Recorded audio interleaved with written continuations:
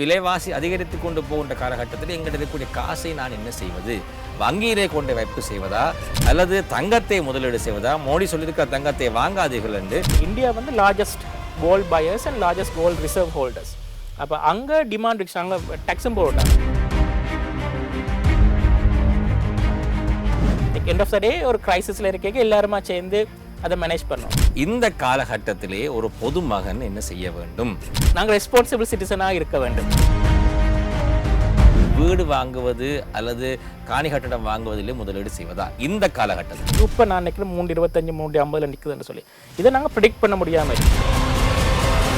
இப்பொழுது கடந்த 3 வருடங்களாக வட்டி வீதம் மிக குறைவாக இருந்து கொஞ்சமாக நாங்கள் யாரும் தெரியாத வகையிலே உணராத வகையிலே 8 வீதத்திலிருந்து வட்டி வீதம் அதிகரித்து இப்பொழுது 10 வீதம் 11 வீதம் வரை வந்துவிட்டது.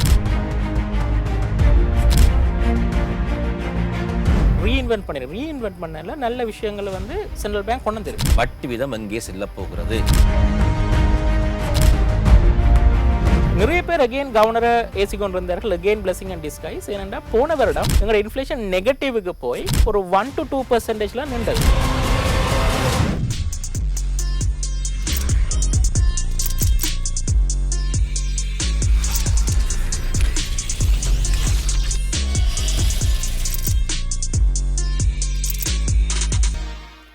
வணக்கம். பேசப்படாத விடயங்கள் கட்டாயமாகவே பேச வேண்டிய விடயங்களை சுமந்து வருகிறது இன்ஃபார்மல் நிகழ்ச்சியும். எங்கள் நாடு எங்கே சென்று கொண்டிருக்கிறது? எங்கள் நாட்டினுடைய பொருளாதாரம் எந்த திசையிலே செல்கிறது? 2022 நாங்கள் அனுபவித்த எதிர்நோக்கிய சவாலை 2026 ஆண்டில் மீண்டும் ஒரு கால் அனுபவிக்க வேண்டி வருமோ என்ற ஒரு அபாயம் எல்லாம் அதிகமாக இப்பொழுது பேசப்படுகின்ற ஒரு காலப்பகுதி. சமூக வலைத்தளங்கள் எல்லாமே இப்பொழுது ஒரு இலங்கையினுடைய பொருளாதாரம் எவ்வளவு தூரம் பாதிக்கப்பட போகிறது என்ற அடிப்படையிலே இப்பொழுது பல பேர் தங்களுடைய கருத்துக்களை பதிவு செய்து கொண்டிருக்கிறார்கள். இன்றைய தினம் நாங்கள் இந்த துறை சார்ந்த ஒரு நிபுணரோடு நாங்கள் பேச போகிறோம். எங்களுடைய பொருளாதாரம் எந்த திசையிலே இப்பொழுது பயணிக்கிறது? இது தற்காலிகமான ஒரு பிரச்சனையா அல்லது நிரந்தரமாக ஒரு பிரச்சனையாக மாறப்போகிறதா என்ற அடிப்படையிலே நாங்கள் இப்பொழுது பேச போகிறோம். எங்களோடு இணைந்திருக்கிறார் KPMG நிறுவனத்தினுடைய ஆலோசனை பிரிவினுடைய பணிப்பாளரும் பொருளியல் ஆய்வாளருமாகிய ரகுராம் ராமகிருஷ்ணன் அவர்கள். வணக்கம். வணக்கம் ராகேஷ். வணக்கம் சக்தி டிவி நேயர்களே. ரகுராம், முதலாவதாகவே ஒரு கேள்வி கேட்க வேண்டும். கடந்த இந்த மாதம் மே மாதம் மட்டுமே இலங்கை ரூபாவினுடைய பெறுமதி வரலாறு காணாத ஒரு வீழ்ச்சியை சந்தித்தது. அன்னளவாக 10 வீதம் வரை இந்த மாதம் மட்டுமே வீழ்ச்சி அடைந்தது. நாங்கள் ஜனவரியிலிருந்து நாங்கள் பார்க்கின்ற பொழுது 295 ரூபாய் ஒரு டாலருக்கான இலங்கை ரூபாயினுடைய பெறுமதி 295 ரூபாயிலிருந்து ஆரம்பித்து 354 ரூபாய் வரை சென்று இப்பொழுது 330 ரூபாயிலே இருக்கிறது. மிகப்பெரிய ஒரு வீழ்ச்சியை காட்டியிருக்கிறது, ஒரு தளம்ப நிலையம் காட்டியிருக்கிறது. இதற்கான அடிப்படை காரணம் என்ன? இது தற்காலிகமா அல்லது இது ஒரு நீண்ட காலத்துக்கான ஒரு அறிகுறியா? சந்தோஷமான கேள்வி. என்ன நடந்திருக்குன்னா இந்த முறை ஸ்ட்ரக்சரல் இஷ்யூஸ். இப்போ இலங்கைக்கு 2022 இருந்த ஸ்ட்ரக்சரல் ரிசர்வ் எங்கள்கிட்ட டாலர்ஸ் இல்லை, எங்கள்கிட்ட ஃபாரின் ரிசர்வ்ஸ் இல்லை. இப்போ எங்கள்கிட்ட 7 பில்லியன் ரூபாய்க்கு ஃபாரின் ரிசர்வ் இருக்குது. அப்படி இருந்தும் ஏன் இந்த 10% தலைமைன்னு பார்த்தீங்களா, இது எக்ஸ்டர்னல் மிடில் ஈஸ்டில் நடந்து கொண்டிருக்கின்ற கிரைசிஸ். ஏன்னா நாங்கள் ஆயில் இம்போர்ட், எங்களோட மொத்த இம்போர்ட்டில் இறக்குமதியில் கிட்டத்தட்ட 25% வந்து நாங்கள் ஆயிலை இம்போர்ட் பண்ணுறோம். மார்ச் மாதம்தான் நாங்கள் ரீசெண்ட் எங்களுக்கு இருக்கிற தரவுகளில் பார்த்தீங்களா கிட்டத்தட்ட $600 மில்லியன் நாங்கள் ஆயிலே தனியாக இம்போர்ட் பண்ணியிருக்கிறோம். அப்போ வளமையாக நாங்கள் 200 மில்லியன் 150 மில்லியன் மாதத்துக்கு ரக்குறத கிட்டத்தட்ட 3 மடங்கு அதிகமாக ரக்கியிருக்கிறோம்.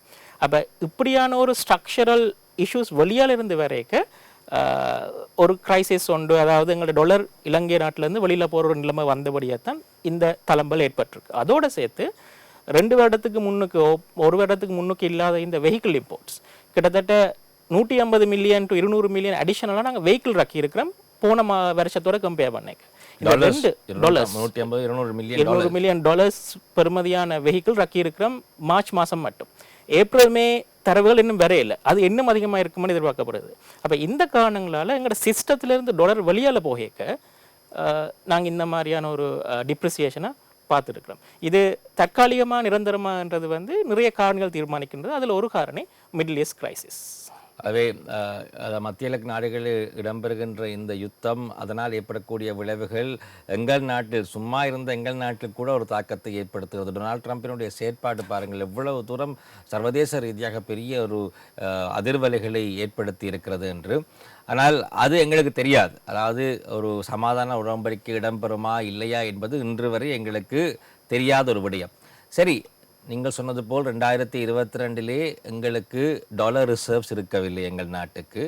ஆனால் இப்பொழுது டாலர் ரிசர்வ்ஸ் கிட்டத்தட்ட 6.5 பில்லியனோ 7 பில்லியன் வரை டாலர் ரிசர்வ்ஸ் எங்களிடம் இருக்கிறது.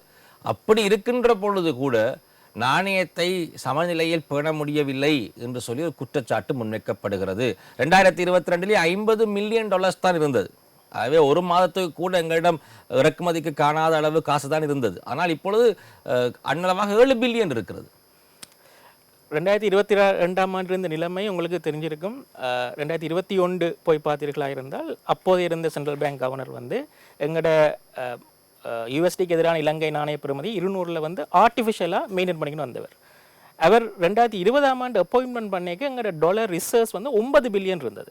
அப்போ ஒரு வருடத்தில் கிட்டத்தட்ட 7.5 பில்லியன் 8 பில்லியன் ரூபாவை அவர் அழிச்சிருக்கிறார்.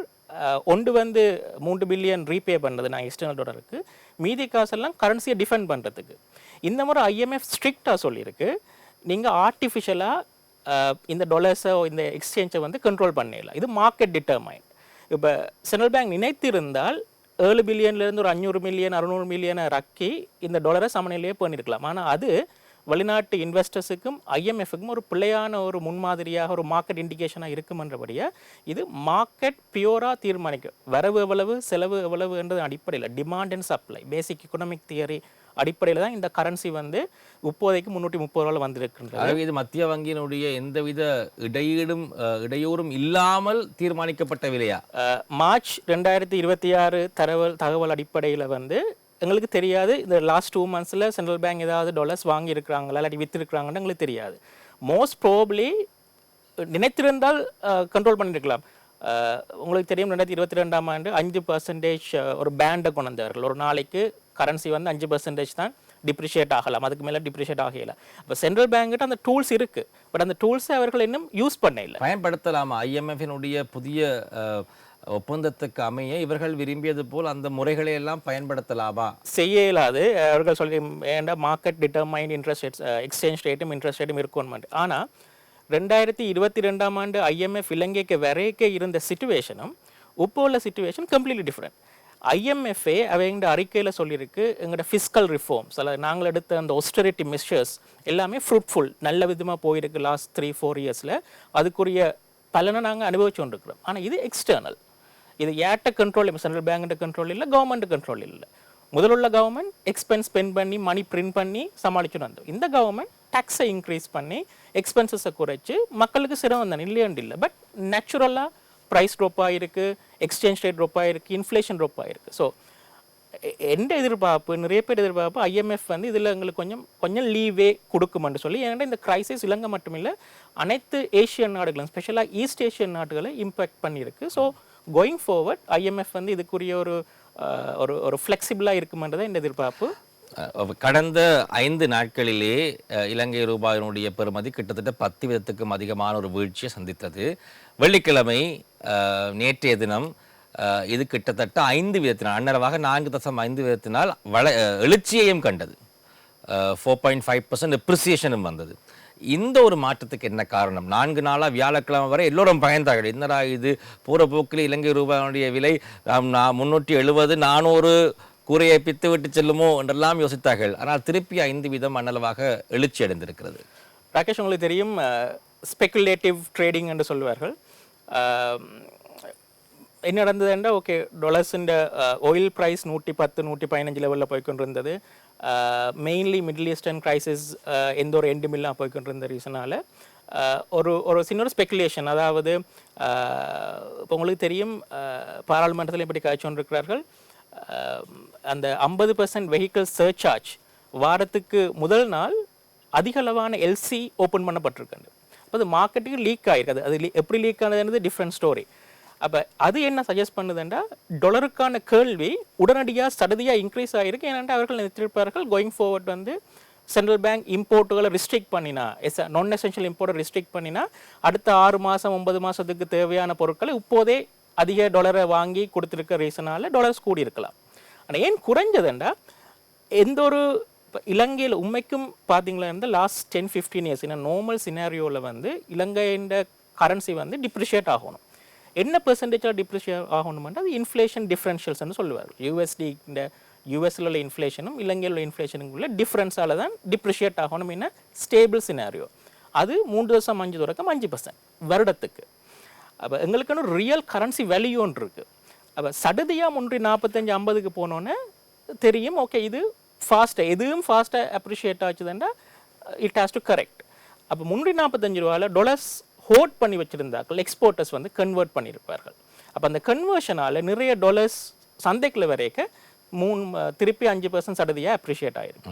பட் 330 தொடருமா, 340க்கு போகுமா, 320க்கு வருமா என்று நாங்கள் பொறுத்திருந்தோம். அதுதான் அடுத்த கேள்வியாகவும் இருக்க போகிறது. இப்பொழுது 310 315 350 வரை சென்று இப்பொழுது 330க்கு வந்து விட்டது. கேள்வி என்னவென்றால் இது எங்கள் நாளாந்த வாழ்க்கையை பிரச்சனைக்குள்ளே கொண்டு வரக்கூடிய ஒரு விடயம் என்றால் எக்ஸ்சேஞ்ச் ரேட்டிலே ஏதாவது மாற்றம் ஏற்படுகின்ற பொழுது அது இயற்கையாகவே நாங்கள் இறக்குமதி செய்கின்ற அனைத்து பொருட்களுடைய விலைகளும் தாக்கத்தை ஏற்படுத்தும். அது நாங்கள் கொள்வனவு செய்கிற அனைத்து பொருட்களுடைய விலையிலும் தாக்கத்தை ஏற்படுத்தும். ஆகவே எக்ஸ்சேஞ்ச் ரேட் நேரடியாக மக்களுடைய வாழ்வாதாரத்திலே செல்வாக்கு செலுத்துகின்ற காரணி. மேலும் இலங்கை ரூபாவுடைய பெறுமதி வீழ்ச்சி அடைந்தால் எவ்வாறான தாக்கத்தை இது எங்கள் நாட்டுக்கு ஏற்படுத்தும்? அடையறதுக்கு வாய்ப்பு இருக்கா என்ற ஒரு கேள்வியும் இருக்கிறது. அடைந்தால் எவ்வாறான தாக்கத்தை நாங்கள் எதிர்கொள்ள வேண்டியிருக்கும்? அடையுமா இல்லையான்றதுக்குரிய ரீசன் வந்து என்ன பொறுத்தவரை இப்போதைக்கு நாங்கள் எங்களோட மேக்ரோ எக்கனாமிக் வேரியபிள்ஸோ மாடலில் பார்க்க வேண்டியது வந்து யூஎஸ் ஈரான் வார் எந்த அளவுக்கு போகும்னு சொல்லி. உங்களுக்கு தெரியும் எப்பொழுதெல்லாம் ட்ரம்ப் ட்வீட் போடுகின்றாரோ நாங்கள் ஒரு டீலுக்கு வருகின்றோம் பாகிஸ்தானுக்கு போவோம்ன்றது $110 இருக்கிற அந்த ஆயில் ப்ரைஸ் 90 ரூபா 85 ரூபா லெவலுக்கு வந்ததையும் பார்த்துருக்கோம். மறுபடியும் கூடுறதை பார்த்துருக்குறோம். இப்போ என்ன பொறுத்த வரைக்கும் இது ஸ்ட்ரக்சரல் இஷ்யூ இல்லை. ஸ்ட்ரக்சரல் இஷ்யூன்ற என்ன, ஒருவேளை யுஏஇயில் இருந்து தான் கிட்டத்தட்ட 15 மில்லியன் பேரல்ஸ் வந்து போய்கொண்டிருக்கு. ஸ்ட்ரக்சரல் இஷ்யூன்னா அந்த யுஏஇயில் இருக்கிற இன்ஃப்ராஸ்ட்ரக்சருக்கு பொம் போட்டு குண்டு படித்து அது ஃபுல்லாக நிர்மூலப்படுத்தப்பட்ட ஸ்ட்ரக்சரல் இஷ்யூ. அந்த ஆயில் வராது. ஆனால் இப்போ உள்ளது வந்து ஃப்ளோ இஷ்யூ. ஸ்ட்ரெய்ட் ஆஃப் ஹோமஸ் வந்து பிளாக் பண்ணியிருக்கு.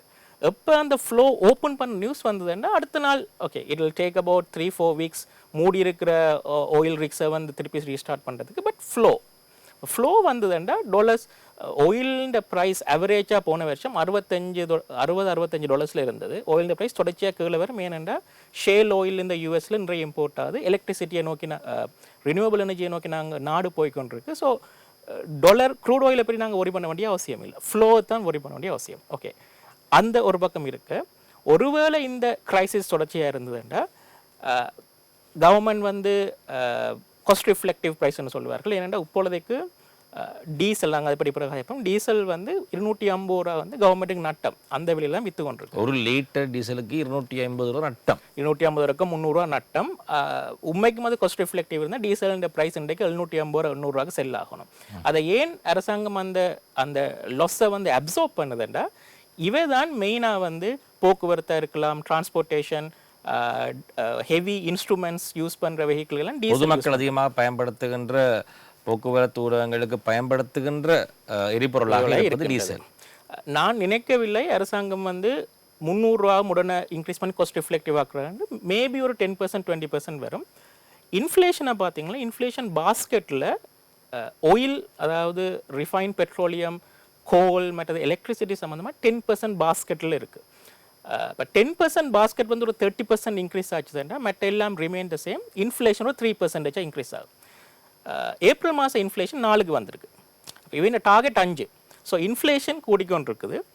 இந்த கிரைசிஸ் கண்டினியூ ஆச்சுதுண்டா இது வந்து ஒரு கட்டத்துக்கு மேலே பாஸ் டவுன் பண்ணப்படும். இது நாட்டு மக்களுக்குரிய தாக்கத்தை விளைவிக்கக்கூடிய காரணங்கள் நாங்கள் பார்க்குறோம். ஆனால் அதே நேரத்தில் அரசாங்கத்துக்கு ரிசர்வ் பில் அதாவது 2022க்கு 30 கிரைசிஸ் என்னென்னா நான் 2022 புயலோ மழையோ வரைக்கும் நாங்கள் ஒரு மண் வீட்டில் இருந்தோன்னு வச்சுக்கொள்ளுங்க, அடிச்சு கொண்டு போயிடும். நவ் நாங்கள் கான்க்ரீட்டால் செய்யப்பட்ட ஒரு சேஃபான வீட்டுகளில் இருக்கிறோம். ஸோ அரசாங்கத்துக்கு they have all the resources. ஏண்டா அவன் ப்ரைமரி பட்ஜெட்னு சொல்லுவார்கள். இன்ட்ரெஸ்ட் தவிர்ந்த வருமானம் மைனஸ் எக்ஸ்பென்சஸ் கிட்டத்தட்ட ட்ரில்லியன் ரூபாய் அதிகமாக இருக்குது. அப்போ அந்த 1 ட்ரில்லியன் ரூபாயில் ஒரு 20-25% ரீடிரெக்ட் பண்ணப்பட்டா, அதாவது poorest ஆஃப் த புவரர் அந்த ஹவுஸ் ஹோல்டுக்கு ரீடிரெக்ட் பண்ணப்பட்ட ஒரு 2-3 மாதம் என்கிட்ட பர்சனலாக கேட்டிங்கன்னா Rakesh, US Iran war continue ஆகுமாண்டா இந்த 2 நாடும் இருக்க மட்டும் கண்டினியூ ஆகும். ஆனால் ஒரு சொல்யூஷன் ஒன்று வரணும். ஏன்னா it's no longer US and Iran, இது எவ்ரி ஒன் இஸ் இன்க்ளூடட். போன 2 கிழமைக்கு பிறகு சைனீஸ் ஆல்சோ இன்வால்வ். ஏன்னா சைனீஸ் வந்து கிட்டத்தட்ட 1/3 ஆஃப் ஆயில் போகிற ஸ்ட்ரெய்ட் ஆஃப் ஹோர்மோஸால் போகிற ஆயிலை சைனீஸ் வாங்குறாங்க. So they have influence. Iran also can continue இப்படியே தொடர்ச்சியாக போய்கொண்டிருக்கல ஈரானுக்கும் வருமானம் குறைவிடும். ஒரு இன்னும் ஒரு 2-3 மாதம் மேக்ஸிமம், இது எந்த எதிர்பார்ப்பு பிள்ளையாமல் இருக்கலாம், ஒரு 3 மாதத்துக்கு இலங்கை மக்களுக்குரிய அவுசுமன்னு சொல்லுவார்கள், அந்த மானியம் கொடுக்கறதுக்கு அரசாங்கத்திட்ட கையிருப்பு இருக்கு. ஸோ அதனால நான் நினைக்கவில்லை 2022 நாங்கள் பார்த்த மாதிரி ஒரு 70%-80% இன்ஃப்ளேஷன் இந்த முறை வரும் என்று நான் எதிர்பார்க்கவில்லை. எங்களுக்கு என்ன பிரச்சனை என்றால் பெட்ரோலுடைய விலை அதிகரிக்கிறது, டீசலுடைய விலை அதிகரிக்கிறது, அனைத்து பண்டங்கள் சேவைகளுடைய விலைகளும் அதிகரித்து கொண்டு போகிறது. ஆனால் எங்களுக்கு தெரியாமலேயே அதிகரித்து கொண்டு போகிறது. எங்களிடம் கைவசம் இருக்கக்கூடிய செலவு செய்யக்கூடிய பணம் கொஞ்சம் கொஞ்சமாக குறைவடைந்து கொண்டு போகிறது. இப்பொழுது கொஞ்சம் எங்களுடைய மக்கள் விழித்தெழ ஆரம்பித்திருக்கிறார்கள். எங்களுடைய செலவை கட்டுப்படுத்த வேண்டும், நுகர்வை குறைக்க வேண்டும் என்ற சிந்தனையெல்லாம் இப்பொழுது வர ஆரம்பித்து விட்டது. பெட்ரோலுடைய விலை 310 ரூபாயிலிருந்து 295 ரூபாயிலிருந்து இப்பொழுது 410 ரூபாய் வரை சென்றிருக்கிறது. 92 ஒக்டேன் பெட்ரோல் கிட்டத்தட்ட ஒரு 40% வளர்ச்சியை பெட்ரோல் காட்டியிருக்கிறது விலைகளிலே. ஆனால் சர்வதேச சந்தையிலே கச்சா எண்ணெயினுடைய விலை கடந்த ஒரு 4 மாதத்திலே கிட்டத்தட்ட 70% வீழ்ச்சி அடைந்திருக்கிறது. $65-60 per பேரல், நீங்கள் சொன்னது போல் $110 per பேரல் வரை சென்றிருக்கிறது. ஆகவே இன்னும் அதிகமான விலை அதிகரிப்பு பெட்ரோல் டீசல்லே இருக்கிறது என்பதை நாங்கள் உணர்ந்து கொள்ளக்கூடியதாக இருக்கிறதா? ராகேஷ், அதுக்கு ஒரு ஆன்சர் என்னென்னா, உங்களுக்கு தெரியும் க்ரூட் ஆயில் எடுத்தால் அதுக்கு நிறைய வெர்ஷன்ஸ் இருக்கும். Petrol, diesel, furnace oil, jet oil, naphtha, bitumen என்று போய்கொண்டிருக்கும். அதில் டீசலை டிஸ்டைல் பண்ணுறதுக்கு நிறைய அட்மினிஸ்ட்ரேட்டிவ் காஸ்ட் வரும். இப்போ பார்த்தீங்களா இருந்து நாங்கள் என்ன ப்ரைஸுக்கு வாங்குகிறோமோ, இப்போ க்ரூட் ஆயில்னா இலங்கையில் வந்து நாங்கள் மொத்தமாக க்ரூட் ஆயிலாக வாங்குறதில்ல. எங்களுக்கு சப்புகஸ் கந்தையில் உள்ள ஒரே ஒரு ரிஃபைனரியில் மட்டும்தான் க்ரூட் ஆயில் ரிஃபைன் பண்ண முடியும். அது மொத்தமாக எங்களோட மொத்த இம்போர்ட் பில்லில் ஆயில்ன பில்லில் 10-15% தான் நாங்கள் க்ரூட் ஆயில் ஃபார்மில் வாங்குகிறோம். 90%, 80-85% வந்து நாங்கள் ரிஃபைன் வெர்ஷனில் வாங்குகிறோம். இப்போ ரிஃபைன் வெர்ஷன் எங்கேருந்து வாங்குறோம்னா நாங்கள் மிடில் ஈஸ்ட்லேருந்து வாங்குகிறோம். மிடில் ஈஸ்டில் வர ஆயில்லாம் சிங்கப்பூரில் ரிஃபைன் ஆகி பிளட்ஸ் என்ற ஒரு பிளாட்ஃபார்மில், பிளட்ஸ் இண்டெக்ஸ்ன்னு சொல்லுவோம். அந்த இண்டெக்ஸ் வந்து நாங்கள் க்ரூட் ஆயில் பிரெண்டோ WTO பார்க்குற மாதிரி பிளட்ஸை பார்க்கல. அது வந்து ஒரு சப்ஸ்கிரிப்ஷன் பேட் ஒரு வெப்சைட். அப்போ அதுன்ற ப்ரைஸ்லாம் வாங்குகிறோம், அது எங்களுக்கு தெரியாது. ஆனால் பேஸ்ட் ஆன் சிப்பெட்கோன்ற ரீசன்ட் மார்ச் மாதம் அவங்கள்ட்ட அந்த ப்ரைஸிங் ஃபார்முலா அடிப்படையில் அதை வாங்குகிற விலை ப்ளஸ் லேண்டட் காஸ்ட்னு சொல்வார்கள், CIF, fried, insurance cost and every thing, bell, what ever taxes, distribution margin, administrative margin எல்லாம் போட்டு எங்களோட பெட்ரோல் நாங்கள் விற்கிற விலை வந்து ஆல்மோஸ்ட் ஒரு 20-30 ரூபா தான் குறைச்சி கொடுக்குறோம். மற்றபடி is almost in line. Maybe இப்போ ஆனால் இன்னொரு நல்ல விஷயம் என்னென்ற ராகேஷ், மார்ச் ஏப்ரல்லாம் இந்த யுத்தம் வந்து உக்கிரமாக இருந்தது. நோ நெகோஷியேஷன், ட்ரம்ப் வந்து ஹெல்பென்ட் வரமாட்டேன். ஆனால் மே மாதம் நாங்கள் பார்த்தோம் ஒரு தளம்பல்லோ கொஞ்சம் ஃப்ளெக்சிபிள் போக்கு. ஏன்னா இங்கே யூஎஸை பார்த்தீங்கன்னா யூஎஸ் வந்து ஒவ்வொரு நாளும் price adjustment, like WTI base ஒவ்வொரு நாள் அட்ஜஸ்ட் பண்ணிக்க அவங்களோட ரீட்டைல் பெட்ரோல் அட்ஜஸ்ட் ஆகிக்கொண்டு வரும். பட் ஸ்ரீலங்காவில் அப்படி இல்லை, ஒவ்வொரு மாதமும். அப்போ they are feeling the heat. Inflation அங்கே கூடுது, யீல்ட் அதாவது 10-year யீல்ட் பார்க்குறது 3.5-4%, இப்போ 5% தாண்டிட்டு. ஸோ ட்ரம்ப் வந்து இதை கண்டினியூ பண்ணல. அப்போ அதனால் பீக்கில் இருந்த $110, $115 இருந்த க்ரூட் ஆயில் இப்போ ட்ராப் ஆகி 105-106 ட்ரேட் ஆகிக்கொண்டு மேபி $100 வந்திருக்கு. ஸோ அதுலேயும் ஒரு ஈஸ் வந்திருக்கு. அப்போ எந்த எதிர்பார்ப்பு, ஸ்ரீலங்கா இப்போதைக்கு வாங்குகிற பெட்ரோல் வந்து காஸ்ட் ரிஃப்ளெக்டிவ். மேபி ஒரு 30 ரூபா இன்னும் ஒரு 10% இன்க்ரீஸ் பண்ணுறதுக்கு சான்ஸ் இருக்கலாம் பெட்ரோல். இப்போ எங்கே இஷ்யூ வேண்டாம், டீசல்ன்ற லேண்டட் காஸ்ட். நாங்கள் என்ன ப்ரைஸுக்கு டீசலை நாங்கள் பிளட்ஸ் சிங்கப்பூர்லேருந்து வாங்குகிறோமோ, after adjusting for the taxes, administrative expenses, distribution margin, 750-800 விற்க வேண்டிய டீசலை நாங்கள் இப்போதைக்கு 450 விற்கிறோம். அதில் கிட்டத்தட்ட 200 250 ரூபா வந்து கவர்மெண்ட் இஸ் லாஸ் மேக்கிங். அதுக்குள்ள 150 ரூபா டேக்ஸ் இருக்குது, அது வேறு விஷயம். டீசல் அட்ஜஸ்ட் ஆகப்படும்ன்றது தான் நெக்ஸ்ட் எதிர்பார்ப்பு. அப்போ டீசல் அட்ஜஸ்ட் ஆக வேண்டுமா? பல பேர் சொல்லுகிறார்கள் காஸ்ட் ரிஃப்ளெக்டிவ் ப்ரைஸ் மெஷருக்கு நாங்கள் செல்ல வேண்டும், எங்களுடைய செலவை நாங்கள் என்னுடைய விலையிலே பிரதிபலிக்க வேண்டும், டீசலை பரவாயில்லை மக்களுக்கு அதை சுமத்துங்கள் என்று ஒரு சாரா சொல்லுகிறார்கள். நீண்ட கால பிரச்சனை தவிர்த்துக் கொள்வதற்கு இது சிறந்த முறையா? அதுக்கு நான் ஒரு ஸ்டெப் பேக் பண்ணி ஆன்சர் பண்ணுறேன். இங்கே பார்த்தீங்கன்னா ஓவரால் பெட்ரோல் கன்சம்ஷன் இலங்கை நாட்டின் பெட்ரோல், அதாவது பெட்ரோல் நான் சொல்லிக்க பெட்ரோலியத்தில் டீசல் அண்ட் பெட்ரோலில் கிட்டத்தட்ட 55% consume diesel government sectors plus நிறைய ஃபேக்ட்ரிஸ் இண்டஸ்ட்ரீஸ் வந்து 45% தான் பெட்ரோல். 45% பெட்ரோலில் கிட்டத்தட்ட 70-80% பெட்ரோல் கன்சியூம் பண்ணுறாக்கள், ஒரு 80% பெட்ரோல் கன்சியூம் பண்ணுறாக்கள் ப்ரைவேட் செக்டர்ஸ். அதில் வந்து 30% ஆக்கள், அது வெஹிக்கிள் ஓன் பண்ணுறாக்கள். பென்ஸில் வந்து பெட்ரோல் அடிக்கிறவரும் 450 ரூபா கிடைக்கிறார், ஒரு டுக்கில் போய் பெட்ரோல் அடிக்கிறவர் 450 ரூபா கிடைக்கிறார். இப்போ பென்ஸில் வர ஆளுக்கு நாங்கள் வந்து சப்சிடி கொடுக்க வேண்டிய அவசியம் இல்லை. பெட்ரோலுன்ற ப்ரைஸை இன்னும் ஒரு 50% இன்க்ரீஸ் பண்ணலாம்ன்றது எந்த ஒரு எதிர்பார்ப்பாக இருக்குது. Because it's a demand. ஏலவே பெட்ரோலுடைய பிரைஸ் காஸ்ட் ரிஃப்ளெக்டிவ் ப்ரைஸாக தான் இருக்கிறது. செலவுக்கு ஏற்ற அடிப்படையில் தான் விலையை நாங்கள் உயர்த்தி வைத்திருக்கிறோம். நீங்கள் சொல்லுகிறீர்கள் இங்கே டீசலுக்கு நாங்கள் செலவுக்கு ஏற்ற அடிப்படையில் விலை தீர்மானிக்க விட்டதனால் அந்த மிகுதியை இங்கே அதிகரித்து ஒரு பேலன்ஸை நாங்கள் பண்ணலாம். ஏன்னா டீசல் ராகேஷ் நாங்கள் டீசலில் இன்க்ரீஸ் பண்ணோம்னா அது இம்பேக்ட் பண்ணும் எங்களோட இன்ஃப்ளேஷனுக்கும் poorest of the poor house ஹோல்டுக்கும். ஆனால் பெட்ரோலில் கூட்டினோம்னா it's demand destruction. End of the day petrol விலை கூட நடக்கும்.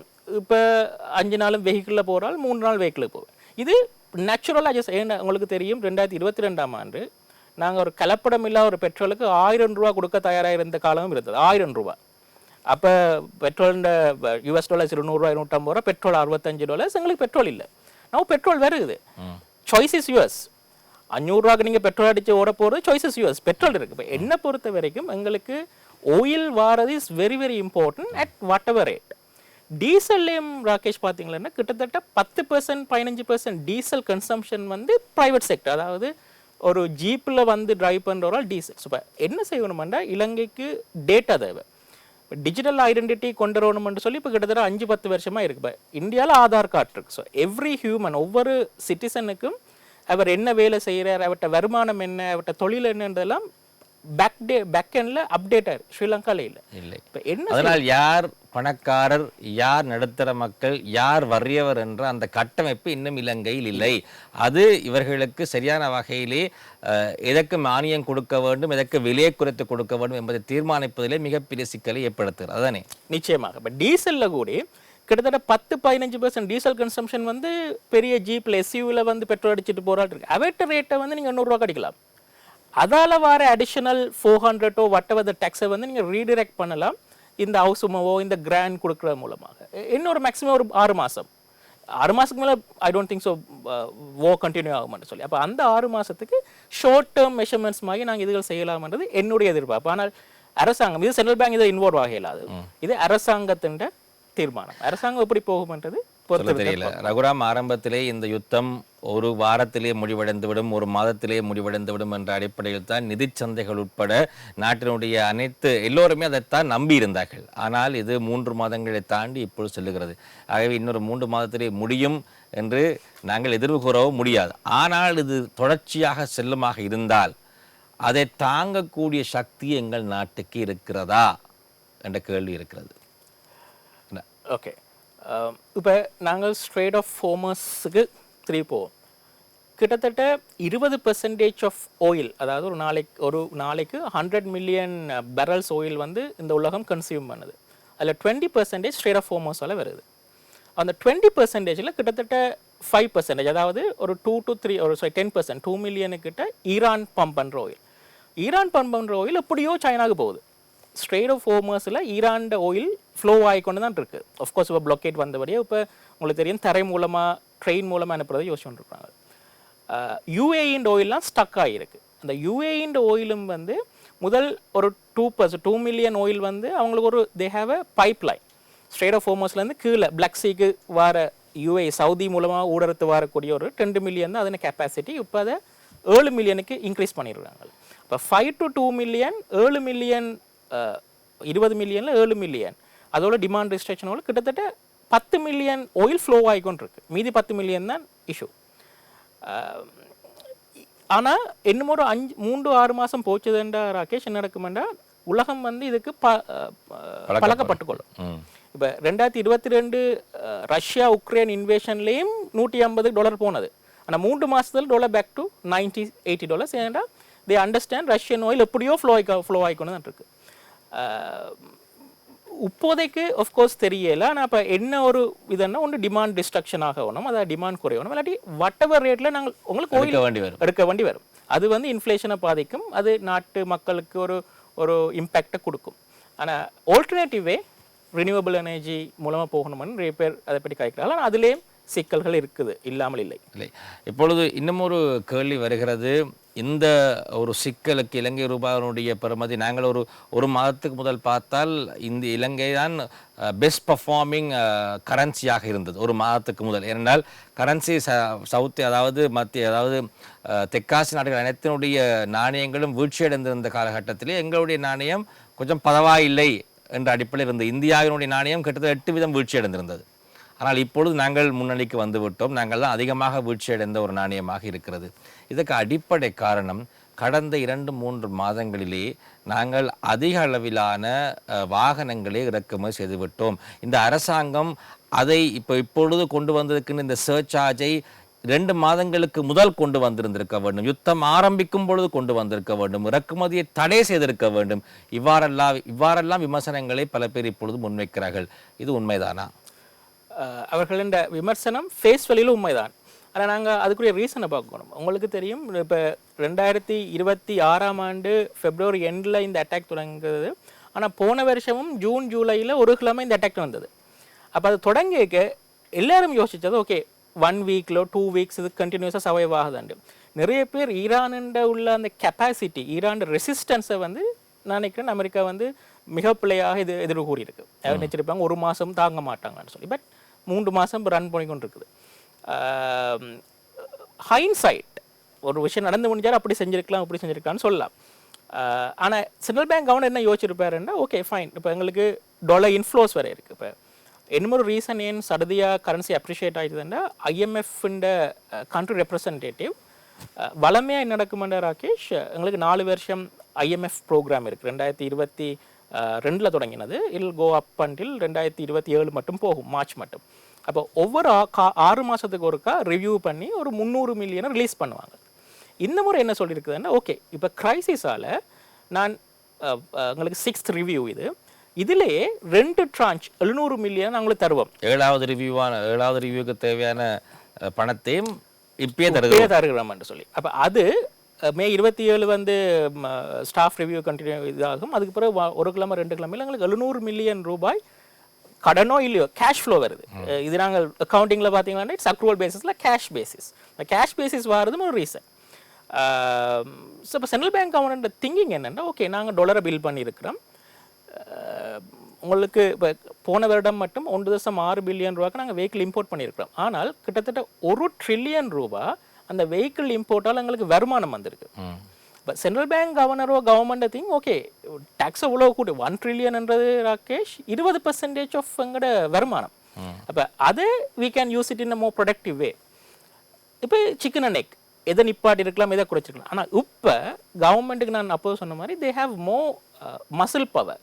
அப்போ அந்த ரிசர்வை வச்சுக்கொண்டு ஈவன் இந்த வெஹிக்கிள் டேக்ஸை டபுள் ஆக்கினாலும் நான் நினைக்கையில் வெஹிக்கிள் இந்த இம்போர்ட் கண்டினியூஸாக இல்லாமல் போகுமாண்டு. ஆனால் அதே 1 ட்ரில்லியனை வந்து நாங்கள் அரவாசி டாலரோட, அதாவது 750 மில்லியனோ 500 மில்லியன் டாலர்ஸோட எடுத்துக்கொள்ள முடியும்.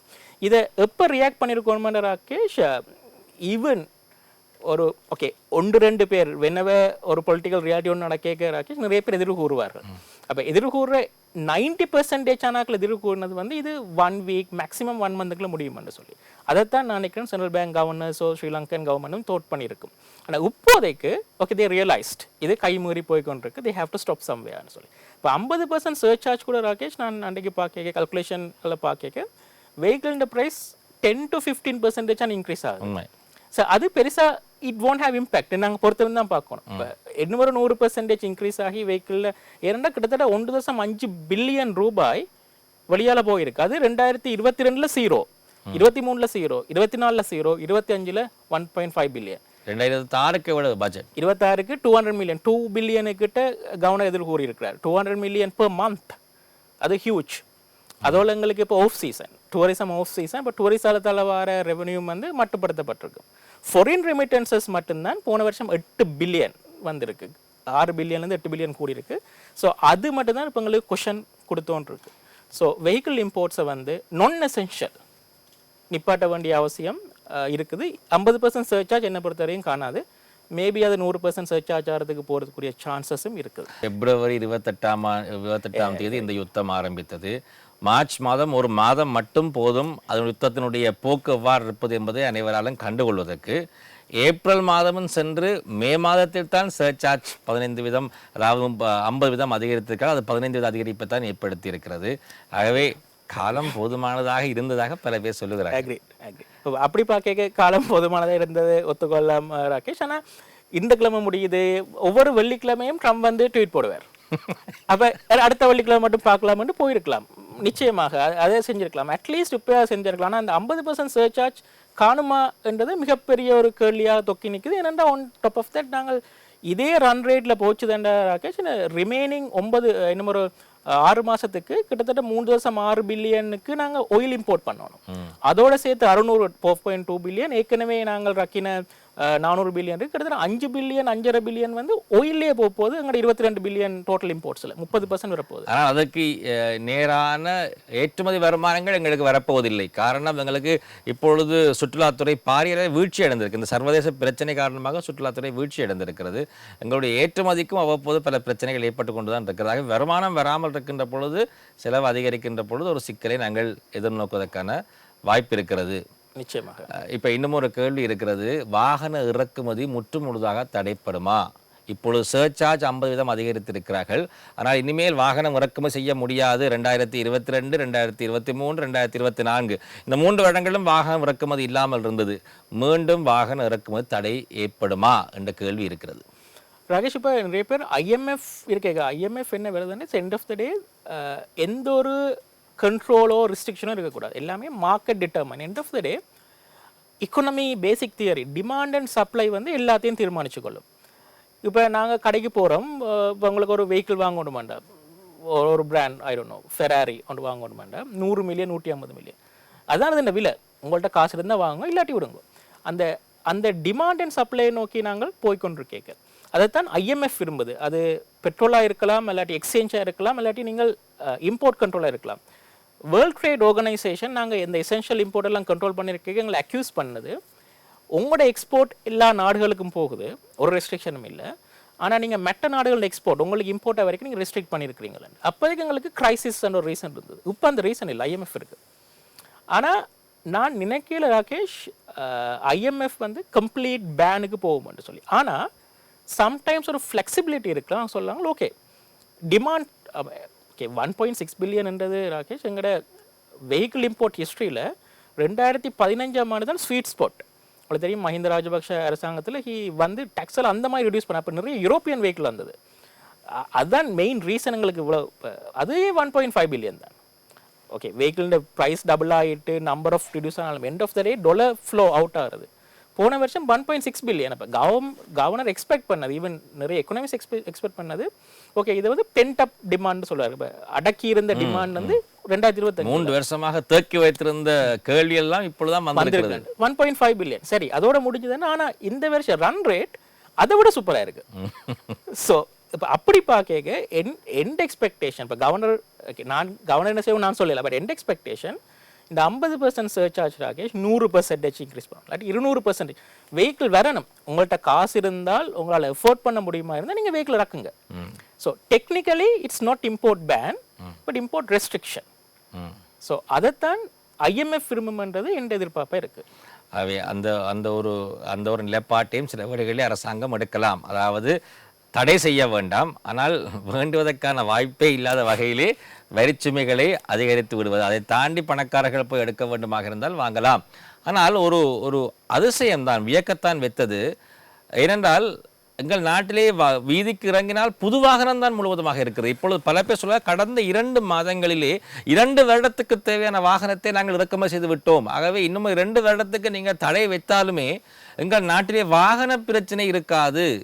இந்த அளவு காசும் எங்கேயப்பா எங்களிடம் இருந்தது? நாங்கள் ஒரு 2022ஆம் ஆண்டு வங்குரோத்தின் மேல் இருந்த நாடா என்ற ஒரு கேள்வியை கேட்க வருது. ஒவ்வொரு தொடர்மாடி வீட்டுக்கு கீழே இருக்கக்கூடிய காப்பாக்கை பார்த்தால் 85 விதமான வாகனங்கள் புது வாகனங்களாக இருக்கிறது. இதை எனக்கு புரிந்து கொள்ள முடியவில்லை. ரகுராமி, யார் இந்த வாகனங்களை இப்பொழுது இறக்குமதி செய்கிறார்கள்? ராகேஷ், மையம் எனக்கு புரிந்து கொள்ள முடியலை. ஏனென்றால் இலங்கையில் ஒரு பெரிய ஒரு அந்த டேக்ஸ் நெட்னு சொல்லுவாங்க, பெரிய டேக்ஸ் பே பண்ணுற அந்த நெட்டுக்குள்ள அகப்படாமல் நிறைய பேர் இருக்கிறான்.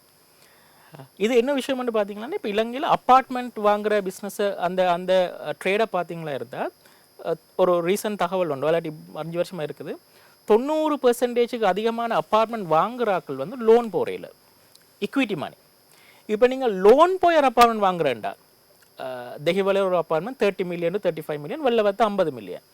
அப்போ நீங்கள் ஒரு டவுன் பேமெண்ட் 30% போயிட்டு 70% நீங்கள் லோன் போனால் அது 20-25 வருஷம் பண்ணாலும் குறைஞ்சது 2 லட்சம் 200,000 to 225,000 மந்த்லி இன்ஸ்டால்மெண்ட் கட்ட வேணும். அது 40%. அப்போ 40% உங்களோட சேலரி எவ்வளவா இருக்கணும்? 500,000 ஓ 600,000. 600,000 சேலரி உழைக்கிறாக்கள் டாப் 1 or 5% இன்கம் பெர்சன்டேஜில் வந்துடணும். அப்போ அவ்வளோ உழைக்கிறவருக்கே அது எஃபோர்ட் இல்லை. ஆனால் 90% வந்து நாங்கள் இக்விட்டி மணியில் இப்போ நீங்கள் சொந்த காசில் வாங்குறாங்க. அப்போ இது டேக்ஸில் ஆகப்படவில்லை.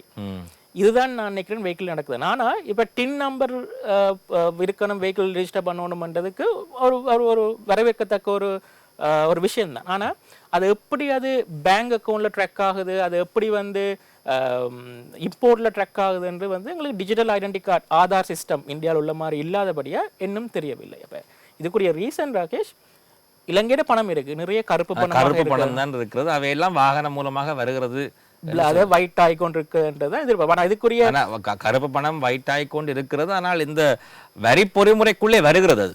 ஏனென்றால் இப்பொழுது டின் இல்லாமல் யாரும் வாகனத்தை இறக்குமதி செய்ய முடியாது. ஏதோ ஒரு வகையில் வரி பொறிமுறைக்குள்ளே வருகிறது.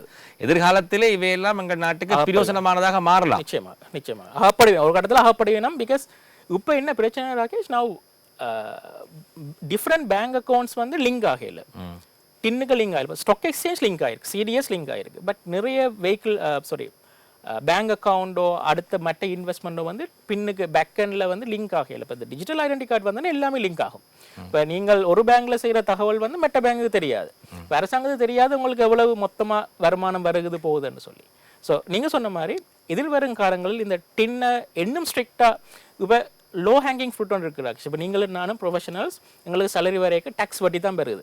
இப்போ கவர்மெண்ட் வந்து is happy, 20% increase, 30% increase, 1 trillion வெஹிக்கிளில் வருது. they don't need to go after black மார்க்கெட்டுக்கு. இப்போ எப்போ கிரைசிஸ் வருமாண்டா, ஓகே எங்களை நாங்கள் வந்து ஃபுல்லாக கம்ப்ளீட் ஆகிடும், இனி 5% தான் இன்க்ரீஸ் ஆகுமாண்டா, they will go after black market. கொஞ்சம் கொஞ்சமான டைம் எடுக்கும். ஒரே ஒரு கேள்வி, எங்கள் நாட்டு மக்களுடைய பொருளாதாரத்தை வைத்துக்கொண்டு ஒரு கேள்வி ரகுராம் அவர்களே. எங்கள் நாட்டிலே வறியவர்கள், நடுத்தர மக்கள் அதினத்திலே பணக்காரர்கள் என்று இருக்கிறார்கள். உண்மையாக 2022ஆம் ஆண்டுக்கு பிறகு இந்த வர்க்க வேறுபாடினுடைய விகிதாசாரம் பாரிய அளவிலே அதிகரித்திருக்கிறது. வறியவர்களாக செல்லுகிறார்கள் என்றால் ஏலவே சொத்திருந்தவர்கள் தான் சொத்தினுடைய பெறுமதி அதிகரிக்கின்ற பொழுது அவர்கள் அதனை விற்பனை செய்து புசொத்தை வாங்குகிறார்கள். வறுமை கோட்டில் இருப்பவர்கள் ஒரு வீடு வாங்க முடியவில்லை, ஒரு வாகனம் வாங்க முடியவில்லை, உணவு உடை உறையுள் என்ற அடிப்படையில் உணவை மட்டும்தான் இப்பொழுது வாங்குகிறார்கள். ஒரு ஒன்றுமே வாங்க முடியாத சூழ்நிலைக்குள்ளே இந்த வறிய மக்கள் இருக்கிறார்கள். இது அதிகமாக பேசப்படுகிறதா? இந்த விடயம் மக்கள் மத்தியிலே ஒரு உணர்வாக இருக்கிறதா என்ற ஒரு கேள்வி இருக்கிறது. நிச்சயமாக ராகேஷ், இது இருக்கின்றது. ரெஸ்பெக்டிவ் கவர்மெண்ட் இதை பற்றி காய்ச்சிருக்கு. அதனால தான் ஹவுசும கிட்டத்தட்ட 150 பில்லியன் தொடக்கம் 200 பில்லியன் ஒரு வருஷத்துக்கு ஹவுஸ்வ மூலமாக இந்த வறிய மக்களுக்கு போய்கொண்டிருக்குது. புவரஸ்ட் ஆஃப் த புவருக்கு 25,000 ரூபாவும், மெட்டாக்களுக்கு 7,500, 5,000 போய்கொண்டிருக்கு. இவை காணாதுதான் நிச்சயமாக. ஆனால் என்ன தேவைன்னு, இப்போ 2022ஆம் ஆண்டு ஒரு ஃபோரமில் இல்லாட்டி ஒரு செய்தியாளர் சந்திப்பில் எஸ்எம்இ இருந்த ஆக்கள் வந்து கேட்டவன் 30% இன்ட்ரெஸ்ட் ரேட் இருக்கேக்க எங்களோட பிஸ்னஸ் செய்யலாம். அப்போ கவர்மெண்ட் ரெஸ்பாண்ட் என்னென்னா, இப்போ ஓகே இப்போ 30% இருக்குது நீங்கள் செய்யலாம், ஆனால் நான் அதை 10% நான் குறைச்சதுண்டா இன்ஃப்ளேஷன் 100-150 போச்சுன்னா கண்ட்ரியே ஃபுல்லாக கொலாப்ஸ் ஆகிடும். அப்போ அந்த time it was a short term. இப்போவும் ஒரு 3 வருஷமாச்சு நாங்கள் இன்னும் ஷார்ட் டேர்ம்னு சொல்லி கொண்டிருக்கோம். ஆனால் இனிஷியலி ராகேஷ் ஒரு கிரிட்டிக்கல் ஸ்டேஜில் இருக்கிற ஒரு பேஷண்ட்டை ஸ்டெபிலைஸ் பண்ணணும். அப்போ அவர் நடக்கலாமா ஓடலாமான்னு நாங்கள் உப்பை எதிர்பார்க்கல. அப்போ அந்த டைமில் என்ன செய்யணும்னா இவர்களை அரவணைத்து கொண்டு போகணும். அதான் இந்த அவசியம். ஐஎம்எஃப்ல வந்து நிறைய பேர் எகெயின்ஸ்டாக இருக்கிறது ஐஎம்எஃப் வந்தபடியே தான் இப்படின்னா, நான் ஐஎம்எஃப் தெளிவாக சொல்லுது புவரஸ்ட் ஆஃப் த புவரஸை வந்து நீங்கள் கிராண்டோ இல்லாட்டி இந்த அவசும ஹேண்ட் அவுட்ஸ் மூலமாக அவர்களையும் அரவணைத்து கொண்டு தான் போகணும் அப்படின்னு சொல்லி. அந்த அரவணைப்பு போதுமா இல்லையான்றது டிஃப்ரெண்ட் கொஷன். ஆனால் 8 வருடம் 2028ஆம் ஆண்டு ராகேஷ் எங்களுக்கு ஒரு லிட்மஸ் டெஸ்ட், ஒரு பெரிய டெஸ்ட் ஒன்று இருக்குது. நாங்கள் அப்போ தான் முதல் முறையாக ஐஎம்எஃப்ல இருந்து அவுட் ஆகி வெளிநாட்டில் வந்து நாங்கள் எங்களோட சவரின் போண்டை விற்க போகிறோம் டாலர்ஸ். அப்போ அந்த டைமில் எங்களோட கண்ட்ரி ரேட்டிங் இப்போ CCCல இருக்குது. அதை குறைஞ்சது சிசி இல்லாட்டி பிபி ரேட்டுக்கு கொண்டு வந்தப்போ தான் எங்களுக்கு we can go out and international பொண்டில் இருந்து டாலர்ஸ் எடுக்கலாம். இப்போ 2 வருஷம் 1.5 வருஷம் டைம் பீரியட் இருக்குது. இப்போ அது வரைக்கும் அரசாங்கம் இந்த மாதிரியான ஒரு போக்குலாம் போகணும். அப்போ வெளியால் நடக்கிற எக்ஸ்டர்னல் நாங்கள் பிளாக் ஸ்வான் இவெண்ட்னு சொல்வார்கள், ஃப்ரம் கவர்மெண்டால் கண்ட்ரோல் இல்லை, ட்ரெஷரியல் கண்ட்ரோல், டிட்வா புயல், லைக் எவ்ரி திங் ஸ்மூத்தாக போய்கொண்டிருக்கே டிட்வா இம்பேக்ட். 2022ஆம் ஆண்டிலே எங்கள் நாட்டிலே பொருளாதார நெருக்கடி இருக்கின்ற பொழுது வயதானவர்களுக்கெல்லாம் சந்தோஷமாக இருந்தது. காரணம் அவர்களுடைய வட்டி வீதம் அதிகமாக அவர்களுக்கு கிடைத்தது. நிலையான வைப்புகளுக்கு 30% வரை அவர்களுக்கு வங்கி வட்டி வீதம் கிடைத்தது. நிதி நிறுவனங்கள் 32% வரை வட்டிகளை வழங்கினார்கள். ஆகவே வட்டி வீதம் அதிகரிக்கின்ற பொழுது நான் போடுகின்ற காசுக்கு எனக்கு 32% வருமானம் வருகிறது என்ற ஒரு எண்ணப்பாங்கிலே பல பேர் இருந்தார்கள். இப்பொழுது கடந்த 3 வருடங்களாக வட்டி வீதம் மிக குறைவாக இருந்து கொஞ்சமாக நாங்கள் யாரும் தெரியாத வகையிலே உணராத வகையிலே 8% வட்டி வீதம் அதிகரித்து இப்பொழுது 10%, 11% வரை வந்துவிட்டது. சில வேளைகளிலே 14, 15% வரை போகலாம். போனால் இது எங்கள் பல பேருக்கு சந்தோஷத்தை ஏற்படுத்தும். காரணம் என்ன? எங்களுடைய நிலையான வைப்புகளுக்கு அதிக அளவு வட்டிங்களுக்கு கிடைக்கிறது. ஆனால் இது ஒரு ஆரோக்கியமா? வட்டி வீதம் எங்கே செல்ல போகிறது? ராகேஷ், 2 விதமான மக்கள் இருக்கு. நீங்கள் சொன்ன மாதிரி வட்டி வீதம் கூடினா சந்தோஷப்படுற மக்கள் இருக்கிறார்கள். On the other side economics point of வியூவில் இருந்து வட்டி வீதம், எக்கனாமிஸ்ட் பிஸ்னஸ் பாயிண்ட் ஆஃப் வியூவில் இருந்து வட்டி வீதம் அதிகரிக்கிறது நாட்டுக்கு நல்லதில்லை. வட்டி வீதத்துக்கு ப்ரீகர்சர் என்ன காரணம்? இப்போ நிறைய பிளெஸிங் இன் டிஸ்கைஸ், ஒரு கிரைசிஸ் வந்தபடியே நாங்கள் நிறைய ரீஇன்வென்ட் பண்ணல நல்ல விஷயங்களை வந்து சென்ட்ரல் பேங்க் கொண்டு வந்திருக்கு. அதில் ஒன்று இன்ஃப்ளேஷன் டார்கெட்டிங். உலக அளவும் ஒவ்வொரு மாதத்தில் ஒரு வருஷத்தில் 10 தடவை மானிட்டரி பாலிசி மீட்டிங் நடக்கும். அதில் டிசைட் பண்ணுவேன் ரேட் கூட்டுறதா, மெயின்டைன் பண்ணுறதா, ரிடியூஸ் பண்ணுறதாண்டு. அப்போ இப்போ மார்க்கெட் பார்ட்டிசிபென்ட்ஸுக்கு அட்லீஸ்ட் கேபிட்டல் மார்க்கெட் பார்ட்டிசிபென்ட் தெரியும் என்ன நடக்க போகுதுண்டு. கன்சென்சஸ் வியூ வந்து ரேட் கூட போகுது இந்த வாரக்கிழமை நடக்க போகிற மானிட்டரி பாலிசியில். அது 50 பிப்ஸா இல்லாட்டி 1 பிப்ஸா வந்து we have to wait. And expectation 50 to 1 0.75 பிப்ஸில் இருக்க மாட்டேன். இப்போ ஏன் சொல்கிறேன்னா, அதாவது வட்டி வீதம் கூட போகிறது. மத்திய வங்கியினுடைய நாணய மாற்று வீத கொள்கை அறிவிப்பு, நாணய மாற்று வீத வட்டி வீத கொள்கை அறிவிப்பு 26ஆம் தேதி இடம்பெறுகிறது. ஆகவே 50 பேசிஸ் பாயிண்ட்ஸ் அதிகரிக்கலாம் என்று சொல்லுகிறேன். 50 தொடக்கம் 75 பேசிஸ் பாயிண்ட் அதிகரிக்கிறது சான்ஸ் இருக்கு. ஏன் அது நான் சில பேர் 3%, 2%, 3% அது கூட. ஏனென்றா இப்போ எங்களோட இன்ஃப்ளேஷன் டார்கெட் பேண்ட் ஒன்று இருக்கு. இப்போ இன்ஃப்ளேஷன் 4 to 6% அந்த பேண்டுக்குள்ளே வந்துச்சுண்டா, அது தொடர்ச்சியாக ஒரு 3 மாதம் ப்ரொலாங்காக இருந்தால் தான் ஓகே இன்ஃப்ளேஷன் ஹீட் அப் பண்ணது, இக்கனாமி ஹீட் அப் ஆகுதுன்னு சொல்லி அதை ரிடியூஸ் பண்ணுறதுக்கான இன்ட்ரெஸ்ட் ரேட்டை கூட்டுறது தான் நார்மல் சைக்கிள். நிறைய பேர் அகெயின் கவர்னரை ஏசி கொண்டு இருந்தார்கள், அகெயின் பிளெஸிங் அண்ட் டிஸ்கைஸ். ஏனென்றா போன வருடம் எங்களோட இன்ஃப்ளேஷன் நெகட்டிவுக்கு போய் ஒரு 1 to 2% நின்றது. அப்போ அது ஆரோக்கியம் இல்லை. எங்களோட நாட்டுக்கு இன்ஃப்ளேஷன் ஒரு 3 நாள் இருக்கணும், அப்போ தான் இக்கனாமிக் க்ரோ ஆகும். இப்போ நிறைய பேர் சொன்னது ரேட்ஸை இன்னும் குறையுங்கன்னு சொல்லி, பட் கவர்னர் செய்யலை.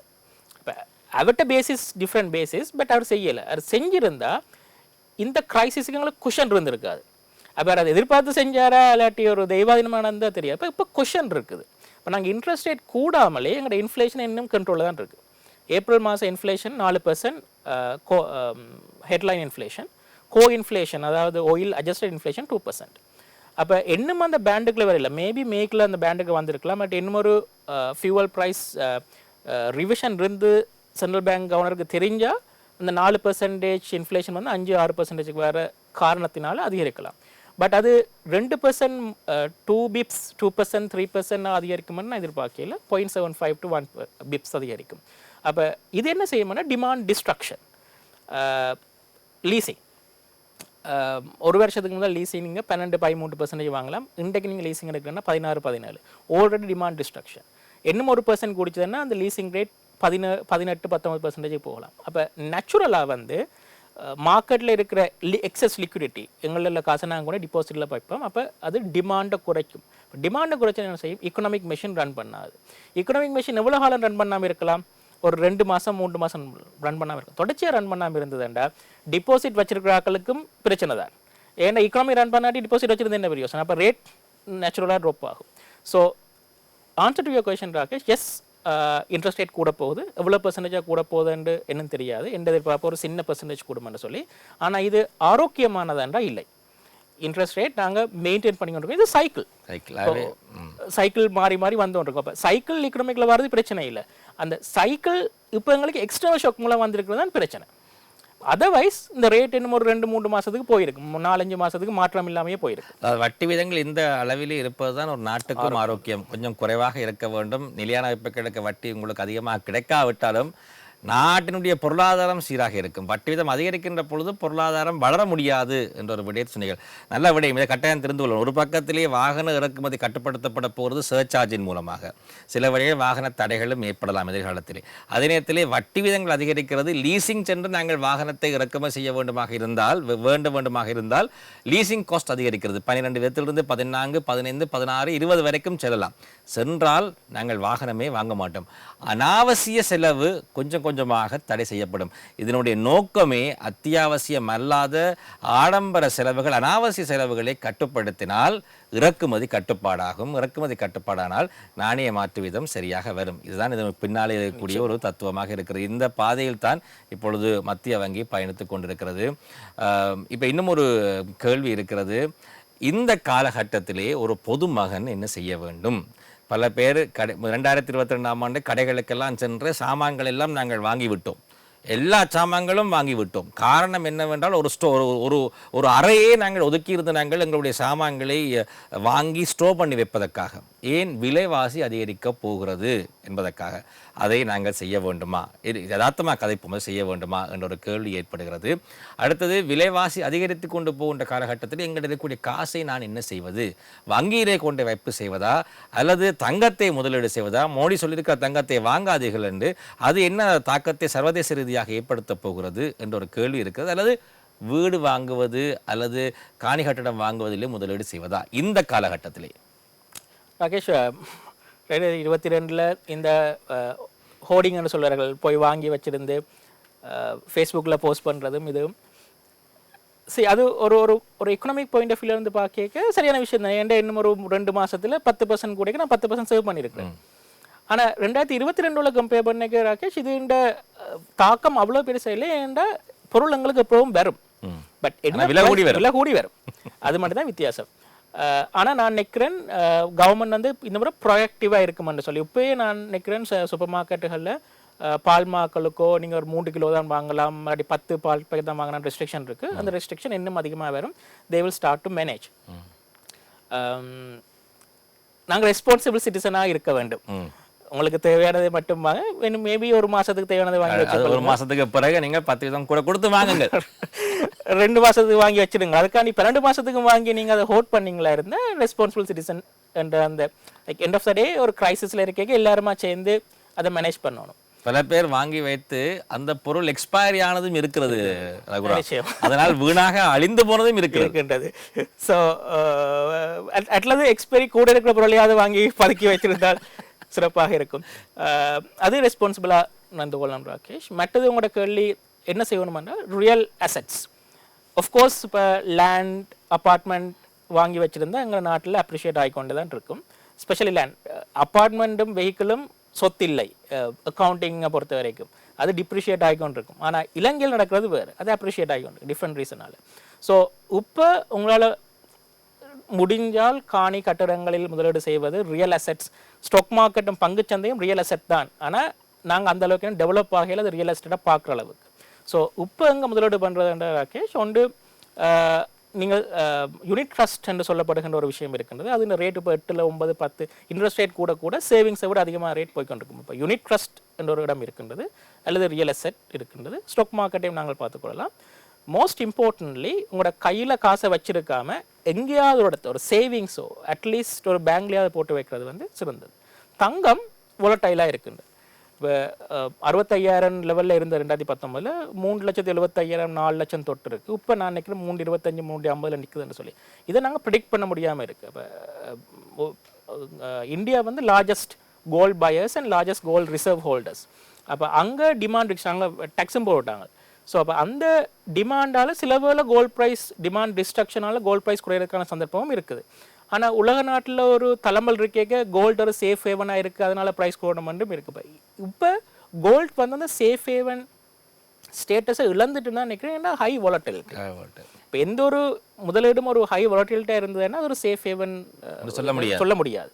இப்போ கோல்டு இப்போதைக்கு இன்வெஸ்ட்மெண்ட் ஆனால் என்ன பொறுத்த வரைக்கும் மில்லியனாக நிற்கிறாங்க. அப்படி இல்லாட்டியும் அரசாங்கம் வந்து டேக்ஸ் போட்டு கூட்டிடுவாங்க ப்ரைஸ். அந்த கோல்டு இறக்குமதி அதுதான் இப்பொழுது இந்தியாவிலும் செய்திருக்கிறார்கள். ஏன்னால் இந்தியாவினுடைய மொத்த இறக்குமதியிலே 15% தங்க ஆபரணங்கள் இறக்குமதி செய்வதான், கோல்டு இறக்குமதி செய்வதான். அதனால்தான் அதை இப்பொழுது மோடி மக்களுக்கு பொதுவாக சொல்லியிருக்கிறார், தங்கம் வாங்குவதை குறைத்துக் கொள்ளுங்கள், அதே நேரத்திலே அனாவசியமான சுற்றுலாக்களை தவிர்த்துக் கொள்ளுங்கள், அனாவசியமாக பயணம் செய்வதை தவிர்த்துக் கொள்ளுங்கள், சிக்கனமாக நாங்கள் பெட்ரோலிய பொருட்களை பயன்படுத்துவோம். அதுவே எங்கள் மக்களுக்கு நாங்களும் சொல்ல வேண்டும். தங்கத்தை வேண்டாம் நாங்கள் சொல்ல முடியாது, சொல்லவில்லை. ஆனால் நாங்கள் சமூக பொறுப்புள்ள பிரஜைகளாக இருந்து கொண்டு அனாவசியமாக நாங்கள் தூர இடங்களுக்கு செல்வதையோ அல்ல சுற்றுலாக்களுக்கு செல்வதையோ களியாட்டங்களில் இந்த காலகட்டத்திலே செலவு செய்வதையோ நாங்கள் குறைத்துக் கொள்ளணும். நிச்சயமாக இந்தியா போன நாடு ராகேஷ், இந்தியாவுக்கு கரன்சி டிஃபெண்ட் பண்ணலாம் 700 பில்லியன் ரிசர்வில் வச்சுருக்கிறேன். கிட்டத்தட்ட 8 மாதம் 9 மாதம் இம்போர்ட் கவர் இருக்குது. எக்கனாமிக்ஸில் சொல்லியிருக்கு 4 மாதம் 5 மாதம் இம்போர்ட் கவர் இருந்தாலே அந்த நாடு ஸ்டேபிள்னு சொல்லி. அப்படி இருந்தும் அவங்க டாலரை செல் பண்ணி கரன்சியை டிஃபெண்ட் பண்ணாமல் மார்க்கெட்டை ரியாக்ட் பண்ண விட்டுருக்குன்றது வந்து ஸ்ரீலங்காவுக்கு ஒரு பாடம். இலங்கையும் மார்க்கெட் டிட்டர்மைன் ரேட்லாம் போகணும், அதே நேரத்தில் டேக்ஸுகளை கூட்டி கன்சம்ஷனை குறைக்கிற வழிவகைகளை நோக்கி போய்கொண்டிருந்தார்கள் என்றால் இந்த இதுவும் கடந்து போகும் இன்னும் ஒரு 3-6 மாதத்துக்கு என்றதுதான் என்னுடைய கருத்தாக இருக்கின்றது. இவ்வளவு நேரம் எங்களோடு இணைந்து கொண்டிருந்தார் KPMG நிறுவனத்தினுடைய ஆலோசனை பிரிவினுடைய பணிப்பாளராகவும் அதனை திரைப்பொருளியல் ஆய்வாளராகவும் இருக்கக்கூடிய ரகுராம் ராமகிருஷ்ணன், மனமார்ந்த நன்றிகளை தெரிவித்துக் கொள்கிறோம். நன்றி ராகேஷ். நன்றி. இந்த அளவிலே இந்த நிகழ்ச்சியை நிறைவு செய்து கொண்டு உங்களிடம் விடை பெற்றுக் கொள்ளும் நான் உங்கள் அன்பின் ராகேஷ் சர்மா. நன்றி, வணக்கம்.